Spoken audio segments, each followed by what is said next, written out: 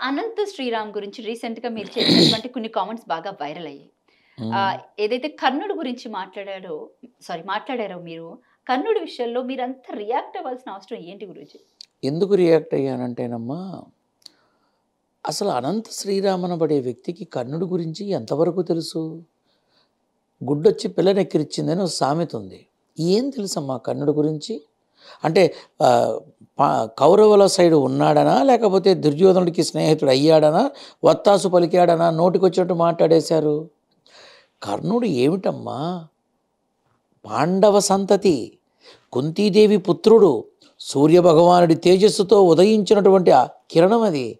కర్ణుడి యొక్క గొప్పతనం ఎంత లేకపోతే, ఎంత ఉండకపోతే, కృష్ణ పరమాత్ముడు కుంతీదేవి దగ్గరికెళ్ళి నీ బిడ్డలకి ప్రాణభిక్ష అడుగు, లేకపోతే నీ బిడ్డలు దక్కరు, కర్ణుడి చేతిలో నా మాట విను, వెళ్ళు అత్త నా మాట విను వెళ్ళు అని కుంతీదేవిని పంపించి కర్ణుడి దగ్గర చెయ్యి చాచి యాచించి పాండవులకి ఏ హాని తలపెట్టని మాట ఇవ్వు నాన్న అని మాట తీసుకుంది.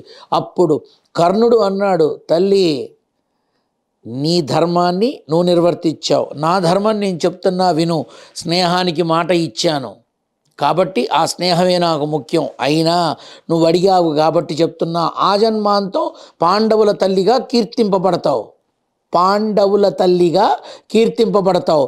అయితే అర్జునుడో లేదా నేనో, మా ఇద్దరిలో ఎవరో ఒక్కళ్ళే మిగులుతారు, మిగతా వాళ్ళంతా క్షేమదాయకంగా ఉంటారు, నా వల్ల ఏ ప్రమాదము ఉండదు అని ఖచ్చితంగా చెప్పినవాడు.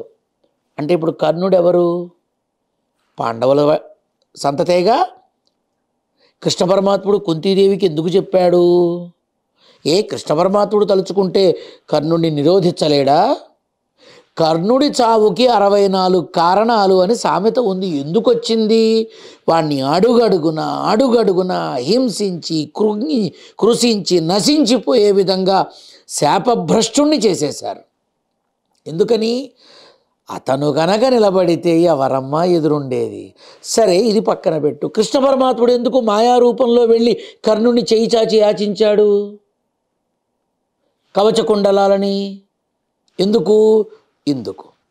అంటే కర్ణుడు ఎంత గొప్పవాడు కాకపోతే కుంతీదేవి వెళ్ళింది, కృష్ణ పరమాత్ముడు వెళ్ళాడు, వాళ్ళ ఆయువుల కోసం వీళ్ళెందుకు అర్థించారు? మరి అటువంటి కర్ణుడిని ఎలా తప్పు పడతావు నువ్వు? అసలు భారతం తెలుసా? కర్ణుడు ఎవరు? ఎందుకు ఈ అక్కర్లేని వివాదం తీసుకొచ్చాడు అనంత శ్రీరామ్?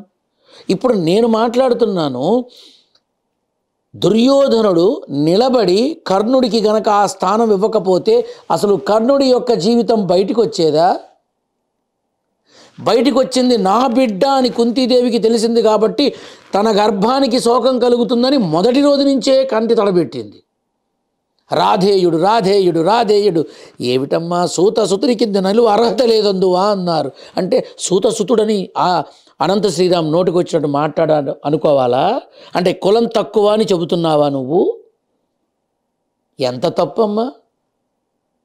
దుర్యోధనుడు తన చెయ్యి చాచి స్నేహాన్ని అందించినప్పుడు అంతమందిలో ఆ మహాసభలో తన గౌరవాన్ని కాపాడిన దుర్యోధనుడికి తన ప్రాణాన్ని పణంగా పెట్టి ఇచ్చేస్తున్నాను అన్నాడు. అదమ్మా స్నేహం, అది మైత్రీ బంధం. అంత గొప్ప బంధం వాళ్ళది. స్నేహానికి కృష్ణార్జునులు కాదమ్మా, దుర్యోధన కర్ణులే. కృష్ణార్జునులు కూడా గొడవలు పడ్డారు, కలిశారు, అది ఇది ఎన్నో అయినాయి.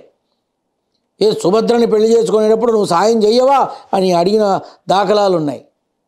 కానీ కర్ణ దుర్యోధన అలా కాదమ్మా, ఆ స్నేహం గొప్పది, స్నేహం అలా ఉండాలి అంటారు.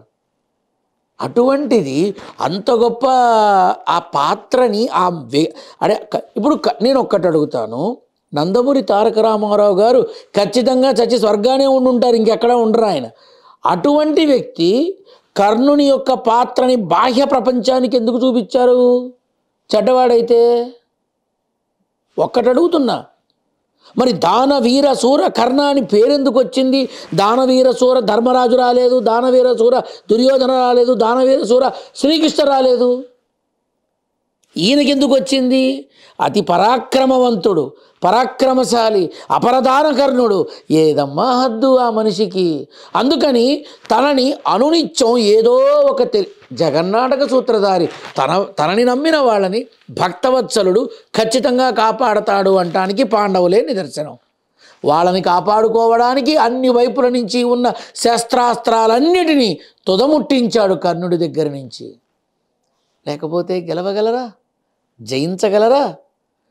అంతటి గొప్ప పరాక్రమశాలి దానకర్ణుడు అటువంటి వ్యక్తిని ఏం తెలిసని బొడ్డోడని అనంత శ్రీరామ్ మాట్లాడాడు.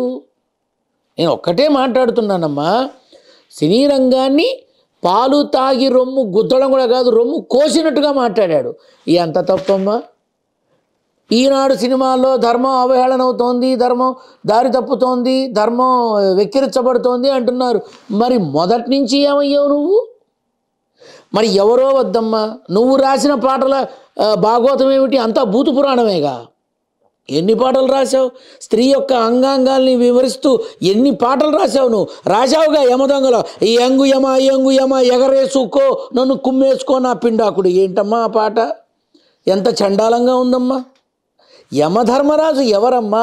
ధర్మరాజు ఎక్కడి నుంచి వచ్చాడమ్మా? మర్చిపోయావా? అటువంటి మహానుభావుడి పేరుని ఇంత జుగుప్సగా రాశావే, అప్పుడు ధర్మం కనపడలేదా? అప్పుడు ధర్మం నీకు కనపడలేదా అడుగుతున్నా నేను. ధర్మం అవహేళన చేస్తోంది అంటే నువ్వు రాసిన పాట ఏకంగా యముడి మీదే రాశావు. ఏమిటా పాట? ఏమిటా భాష? ఏమిటా పదాలు? కానీ ఆ పాటకి తగ్గట్టుగా నువ్వు ఎంత చండాలంగా వర్ణించావు నువ్వు స్త్రీ యొక్క విధానాన్ని. ఎగరేసుకో, కుమ్మేసుకో, పోటేసుకో, నా పిండాకుడు వేసుకో. ఏమిటమ్మా అది? అప్పుడు ధర్మం కనపడలేదా? ఇప్పుడు కల్కి అనే సినిమా నాకు నిజంగా అర్థం కాలేదమ్మా. నాకు ఏం చూస్తున్నానో అర్థం కాలేదు. 2 డోర్లు తెరుచుకున్న కారు ఒక్కటే అర్థమైంది. ఈ కారు ఊరూరు తిరిగింది, ఇది తెలుసు నాకు. ఇంతకు మించి నాకు ఆ సినిమా గురించి ఏమీ తెలియదు. ఆ సినిమాలో కర్ణుడు ఉన్నట్టు నాకు తెలియదు. కానీ అసలు నువ్వు ఎలా మాట్లాడావు కర్ణుడి గురించి? అంటే జాతిని తక్కువ చేస్తున్నావా? కర్ణుడిని తక్కువ చేస్తున్నావా? ఎవరిని తక్కువ అంటే చేస్తున్నావు? ఇక్కడ కల్కి సినిమాని వివాదాస్పదంగా ఫస్ట్ నుంచి కూడా వివాదాలతోనే నడుచుకుంటూ వచ్చింది.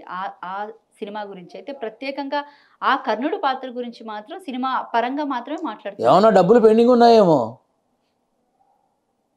ఆయనకి రావాల్సిన డబ్బులు ఏమన్నా పెండింగ్ ఉన్నాయేమో. ఆ ఒక్క సినిమాని ఎందుకు తీశాడు? కర్ణుడి పాత్ర ఉన్న సినిమాలు ఎన్నో ఉన్నాయిగా. నేను మామూలుగా నా అనుమానాన్ని వ్యక్తపరుస్తున్నా, నేను ఎవరిని తప్పు పట్టట్లా. ఇప్పుడు ఈ ఏవి శ్రీరాము, అనంత శ్రీరాము, ఈ మనిషి రాసినటువంటి పాటలు ఎన్నో ఉన్నాయి, సినిమాలు ఎన్నో ఉన్నాయి, కర్ణుడి పాత్ర ఉన్న సినిమాలు ఎన్నో ఉన్నాయి. ఆ సినిమాలు రాలా, ఈ పాత్ర రాలా, కలికే ఎందుకు వచ్చింది? బహుశా ఏమన్నా పెండింగ్ బ్యాలెన్స్ అమౌంట్ ఉందేమో అక్కడ. గుర్రం ఎగరావచ్చు, ఇది కూడా నిజంగా అవచ్చుగా. ఇది నా వ్యక్తపరుస్తున్నా. అంటే అలాంటి పెద్ద సభలో ఈ విధమైన కామెంట్స్ అందులోని సినిమా పరంగా మరి ఈ చిన్నగా కనిపించట్లేదా గురుగారు? అసలు ఇప్పుడు ఇంకా గేయ రచయితల్లో సినిమా రంగంలో హైందవులు లేరా? హిందువులు లేరా? టీవీ రంగంలో లేరా? మీడియా రంగంలో లేరా? ఎవ్వరు ఒక్కరూ కనపడలేదు ఈ మహానుభావుడు తప్ప. ఏదో శిశు మందిరో సరస్వతి మందిరో చదువుకున్నాను వచ్చాను అన్నాడు. బాగుంది, బేషుగ్గా ఉంది. హైందవ శంకారావంలో అన్ని పార్టీల వాళ్ళు వస్తే బాగుండేదమ్మా. దీని తప్ప తెగా అక్కడ కూటమి పార్టీలు తప్ప ఎవరూ కనపడరే. నేను ఓపెన్గా చెప్తున్నా, నాకు బాగా నిండైన రూపం మా పురంధరేశ్వరమ్మని చూసి కడుపు నిండిపోయింది. ఎన్టీఆర్ని చూసినట్టుగా ఆనందం కలిగింది, సంతోషం. అలాగే మిగతా వాళ్ళు హైందవులు చాలామంది ఉన్నారు. విశ్వ హిందూ పరిషత్, విశ్వంలో ఉన్నటువంటి హిందువులంతా కూడా ఏకతాటి మీద కావాలి అన్నప్పుడు మరి మిగతా పార్టీ వాళ్ళు ఎందుకు రాలా? వాళ్ళు హిందువులు కాదా? ఇన్విటేషన్ ఇవ్వలేదేమో.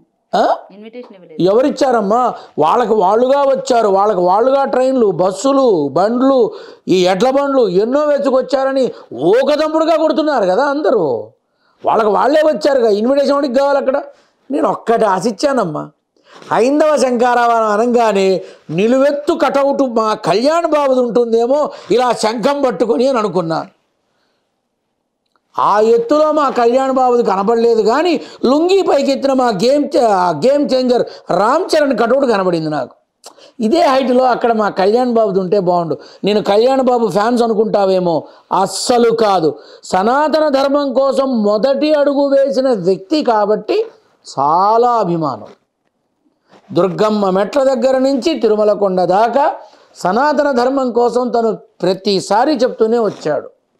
అందుకు అన్నాను తప్ప నా హీరో నా నాన్న నారసింహుడు, నా పార్టీ నారసింహుడి పార్టీ. ఇప్పుడు చెప్పు.